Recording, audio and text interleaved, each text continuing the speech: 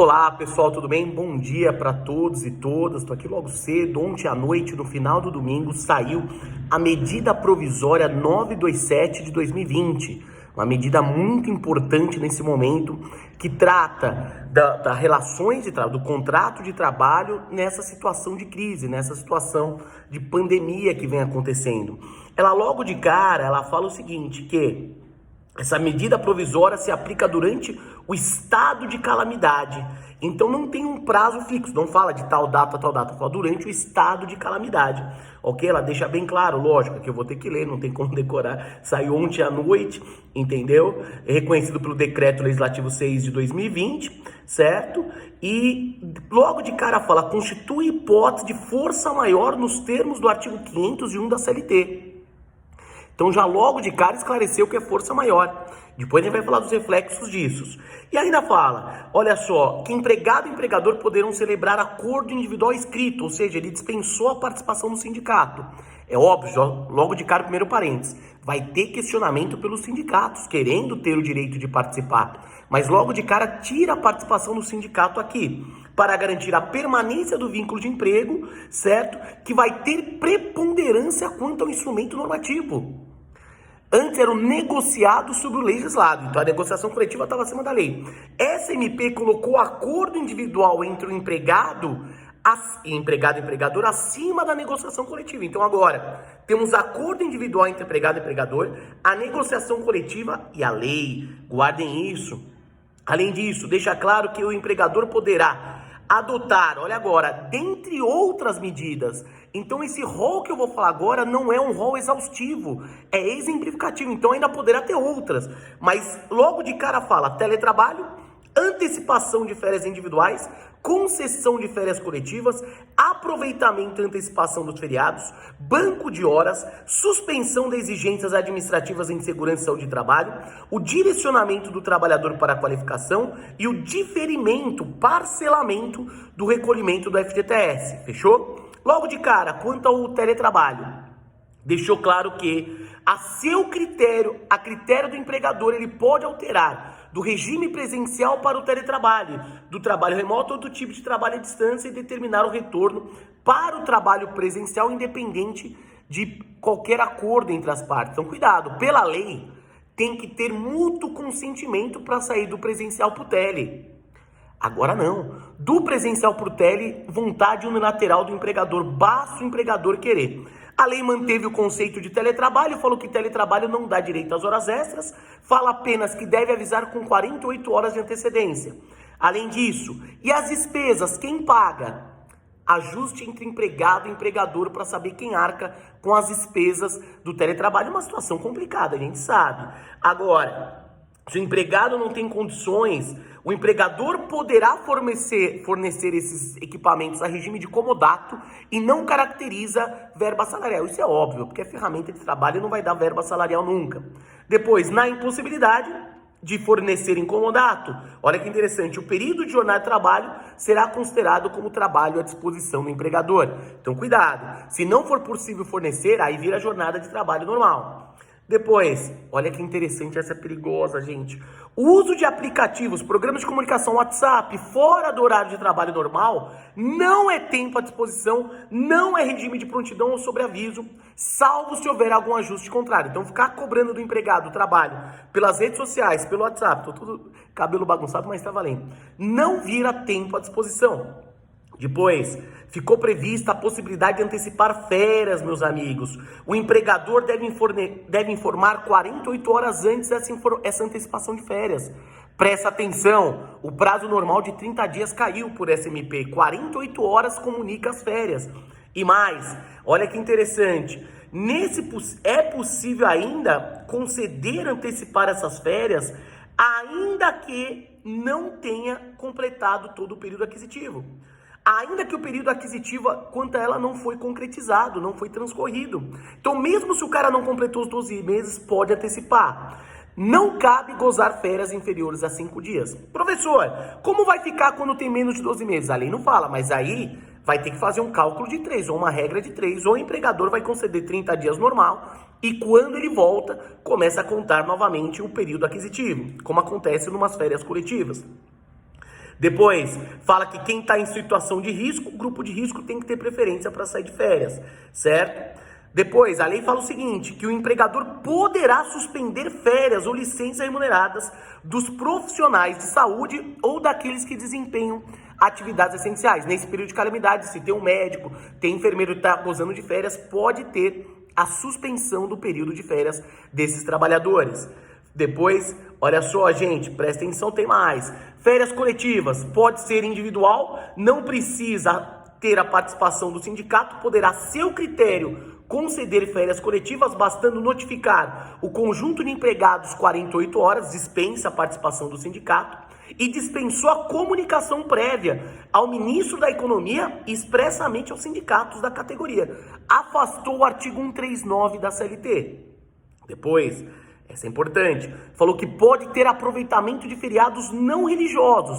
Então, por exemplo, 7 de setembro, 12 de outubro também é religioso, 15 de novembro, pode antecipar aquela folga que seria 7 de setembro, 15 de novembro, para agora, meus amigos. Ainda está previsto o banco de horas, poderá utilizar o banco de horas, certo? Um regime especial de compensação de jornada em favor do empregador ou do empregado por acordo coletivo ou individual. A lei não prevê limite e prevê uma compensação de até 18 meses. Então, ampliou o banco de horas, que seria anual de 12, ampliou para 18 meses, ok? Fala que a prorrogação é em até 2, não podendo exceder 10 horas. Ufa, pelo menos foi mantido isso. Até 2, não podendo ultrapassar 10 horas. Fechou? Então guardem, pelo menos isso. Poderá ser determinado pelo empregador independente, essa compensação do saldo, também por determinação do empregador independente de qualquer convenção coletiva ou individual. Depois, foi suspensa as exigências administrativas de saúde e segurança do trabalho. Isso preocupa. Como, por exemplo, não precisa mais de exame ocupacional, não precisa mais de exame admissional, salvo o demissional. Então, o demissional ainda precisa, tem que ter o demissional. Fechou? A lei prevê que o exame demissional poderá ser dispensado só se esse empregado já fez algum tipo de exame no prazo de 180. Então, vai dispensar, porque o exame periódico é prazo inferior a 180. Mas está escrito que se fez o último exame médico num prazo inferior a 180 dias, não precisa do demissional. Fechou? Fica suspensa de treinamentos periódicos, ok? Durante o estado, treinamentos poderão ser realizados modalidade de ensino à distância. Aí, por fim, tem uma possibilidade de direcionar o trabalho para a qualificação. Nesse caso, o contrato poderá ser suspenso pelo prazo de 4 meses. Curso não presencial fornecido pelo empregador ou através de entidades responsáveis. Não precisa de acordo individual, não precisa de acordo ou convenção coletivo. O acordo individual precisa, retificando, o acordo individual precisa, acordo coletivo ou negociação coletiva precisa. Não precisa, negociação coletiva não, acordo individual sim. Cuidado, ficou prejudicado o 476A, que afastava essa necessidade. Aqui precisa, lá precisa, aqui não precisa da negociação. Olha só, gente, presta atenção. O empregado faz jus aos benefícios voluntariamente concedidos pelo empregador que não integre um contrato, tranquilo? O pagamento, olha só que interessante. A suspensão ficará descaracterizada e caso tenha alguma violação, aí paga os salários. Mas olha só que interessante, gente, presta atenção. O empregador, durante esse período de 4 meses, poderá, não fala deverá, conceder ao empregado ajuda compensatória mensal, sem natureza salarial, durante o período de suspensão contratual, com valor definido livremente entre acordo entre empregado e empregador. Olha só, a gente está prevendo uma suspensão de 4 meses para a qualificação sem qualquer pagamento de salário obrigatório. Poderá dar uma ajuda compensatória. Então, cuidado, isso é perigoso. Depois, está autorizado parcelar o período de 3 meses depois. Março, abril, maio de 2020, pode pagar parcelado o FGTS. Março, abril, maio de 2020, poderá parcelar o FGTS. Tranquilo? Nesse caso, ele vai pagar depois, em outro período, o empregador fica obrigado a declarar essas informações. Esse parcelamento é até 6 vezes. 6 vezes é o parcelamento desses 3 meses. Tranquilo? Guardem isso, meus amigos. Olha só, é permitido Tá permitido, olha só que interessante. Jornada de 12 por 36 em qualquer estabelecimento por acordo individual. Isso já precisava, mesmo para atividades insalubres, isso também já era possível. O artigo 60, o artigo 59 já autorizava, então isso não é grande novidade. Por fim, autorizou utilizar o artigo 61 da CLT, que trata de horas extras por força maior. Tranquilo? Agora, presta atenção. Outra novidade, a contaminação pelo coronavírus, Covid-19, não é doença ocupacional, diz a lei, não é doença ocupacional. Calma, salvo se demonstrado o nexo causal. Então não é o nexo causal presumido. Por exemplo, uma enfermeira que pegou coronavírus dentro do hospital tem que provar o nexo causal, pelo que a lei fala. Em tese seria o nexo causal, o nexo técnico epidemiológico. Já seria presumido esse nexo causal, mas pela lei tem que provar o nexo causal, tranquilo? Depois, aqui fala uma parte previdenciária, o pagamento do 13º previdenciário, antecipação do abono anual em 2020, que é o 13º, tranquilo? Então guardem isso.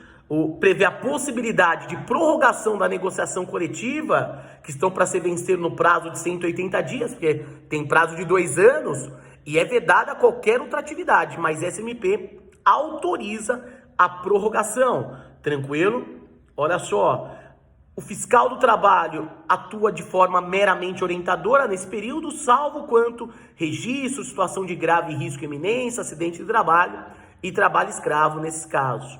Fechou? Depois, olha que interessante, gente, mandou aplicar essa legislação SMP para relações de trabalho em geral, mandou aplicar para doméstico, mandou aplicar também, vai para o aprendiz, para estagiários, ok? Então guardem isso, essa novidade da medida provisória.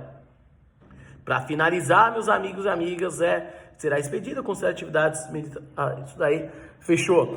Olha só, meus amigos, agora o comentário geral, presta atenção. Expressamente não fala da redução de salário e jornada, não fala. Mas lembra que o rol é exemplificativo? Se o rol é exemplificativo, gente, entre outras medidas, chamando o sindicato também seria possível, porque o negociado prevalece sobre o legislado. Então, é uma medida provisória interessante. Lógico, gente, pelo amor de Deus, aqui ninguém é hipócrita. As empresas vão entrar em colapso também. Não é só os trabalhadores, é as empresas. Mas é o empregado que tem que pagar essa conta sozinho? E digo mais, é o empregador que tem que pagar essa conta sozinho? Não. Cadê a previsão do apoio do Estado nas empresas? O único que o Estado fez foi o quê? Parcelar o FGTS. Parcelar o FGTS está afetando o empregado. Cadê algum tipo de compensação tributária, isenções? Eu não sou técnico do direito tributário para abordar entre imunidade, isenção, mas vocês entenderam? Ou seja, deixar de recolher tributos pela metade. O Estado agora tem que intervir de uma forma favorável para o empregador e que, consequentemente, isso se reflete aos empregados. E a MP não trata disso.